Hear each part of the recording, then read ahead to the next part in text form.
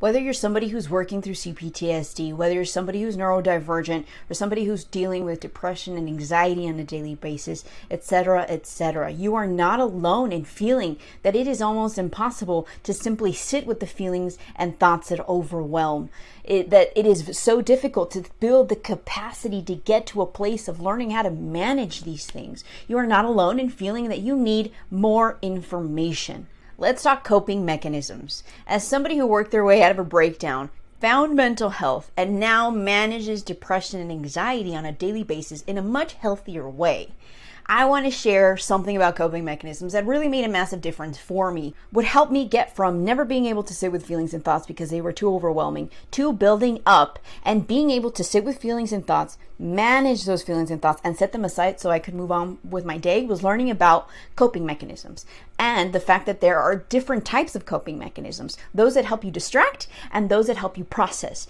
You get from point A to point B by building your capacity to sit with difficult feelings and thoughts. This is where coping mechanisms come in. A distracted coping mechanism is one that helps you step outside of the moment, step outside the feelings and thoughts so that you can gain control and come back and sit with them just a little longer. A distracting coping mechanism is going to be something like taking a nap, going out and watching a movie, maybe doing a workout, any number of things. Then there's coping mechanisms that help you process.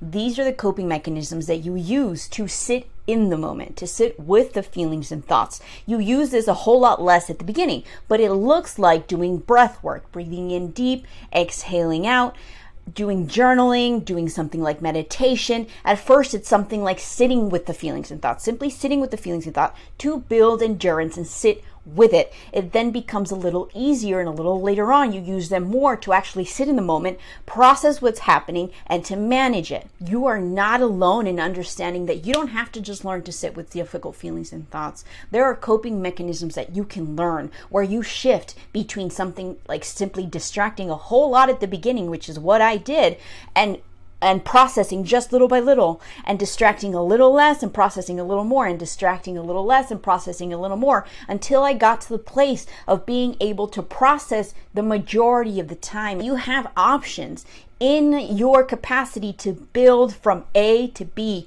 You are not alone. You have a place to learn about this stuff. I'm here to give you as much information as I possibly can. You've got this. You can do it. I believe in you, and now it's time that you believe in yourself.